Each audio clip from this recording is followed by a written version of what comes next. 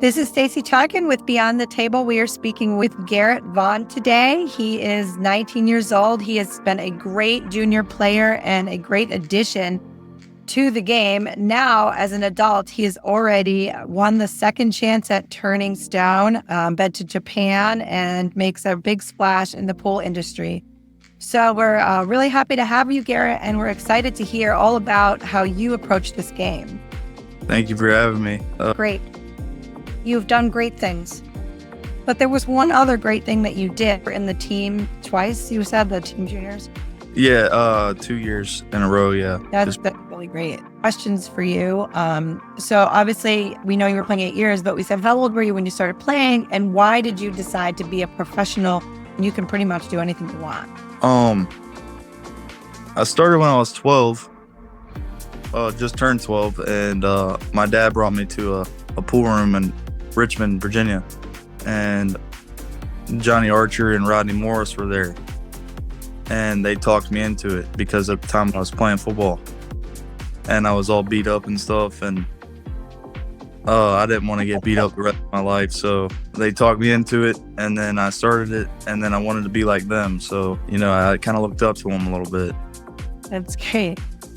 Okay, you're giving it your all and working on, getting to the top, which is great. You're close already. You're pretty high up there in your skill and all the great players that you play too. So it helps to have those people on your side, legends in pool, that can teach you some of the stuff that's the secrets to getting better. Yes, ma'am. And then I got to where I started to know Earl Strickland and everything. And once I could start beating my dad, then I was really happy.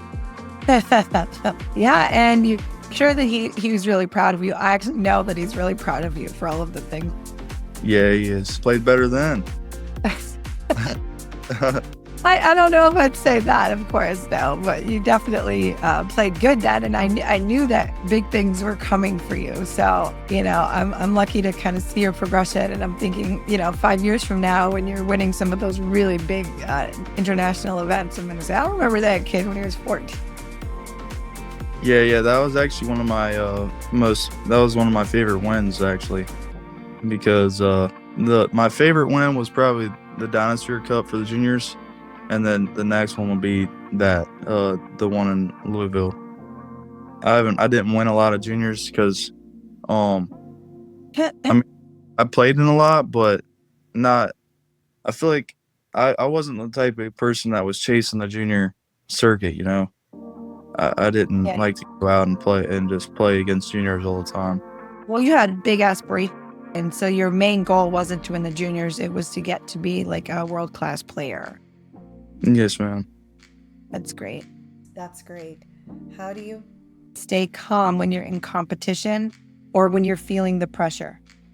I'm not the best at staying calm, but I would say the things that help me is like when I start to feel like uncomfortable or just not confident in what the cue ball is going to be doing, because that's usually what happens. Is if I feel like I can't control the cue ball, then I get uncomfortable, and I just start I just stop thinking too much and just think about putting a cue ball on a spot on the table, which kind of simplifies it for me, which helps.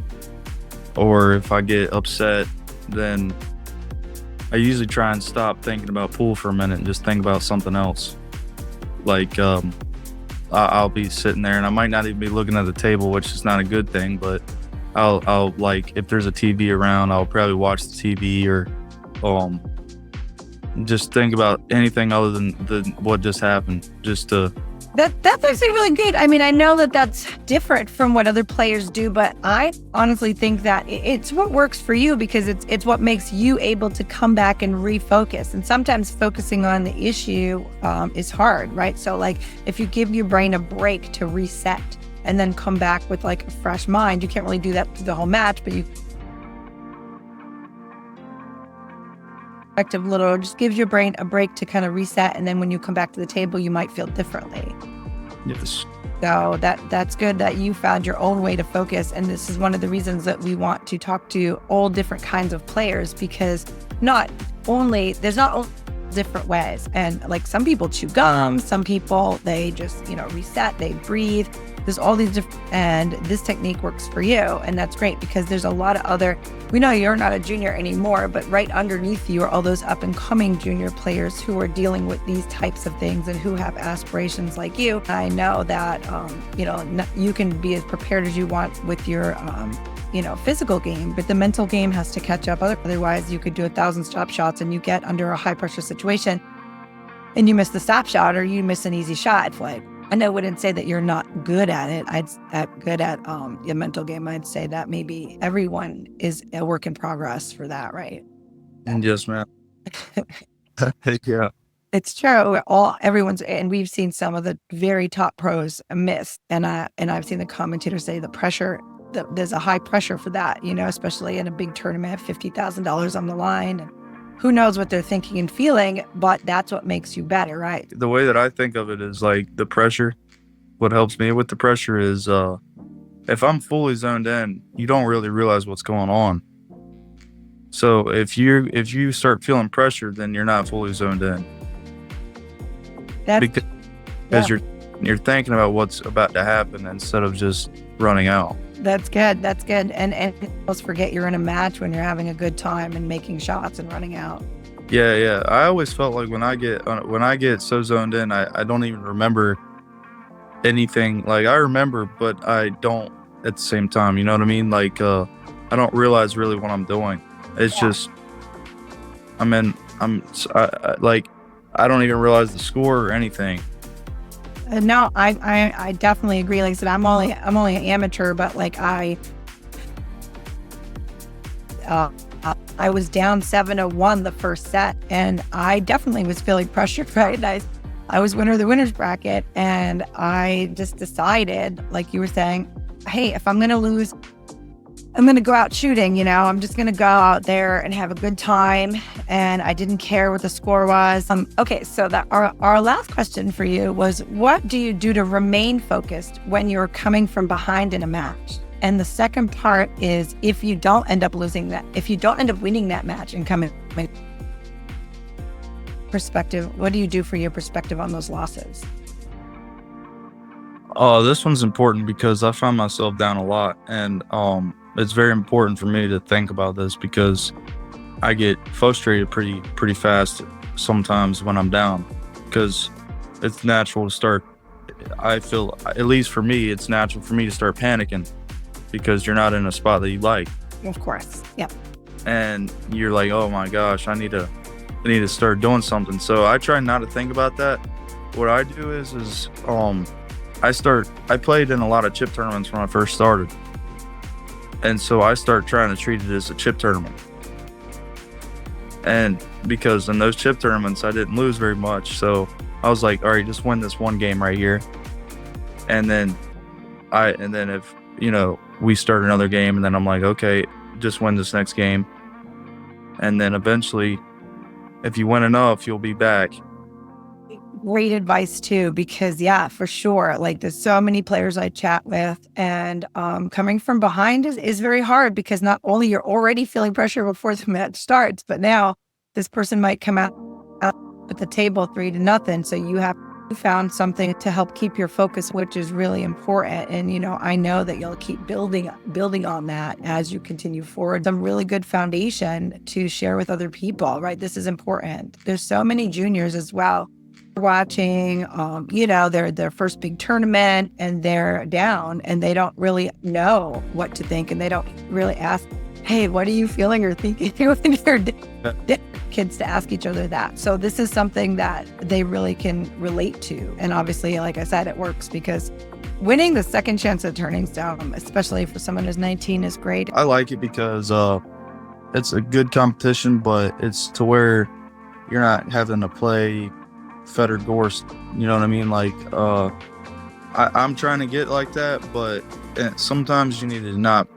I feel like playing those guys will make you get overwhelmed with how well they play, so you're gonna be down. Like sometimes when I go in a big tournament, I'll get beat pretty bad, and I'll be like, oh, I'll never get there, Yeah. Like that, the way that they play is so high.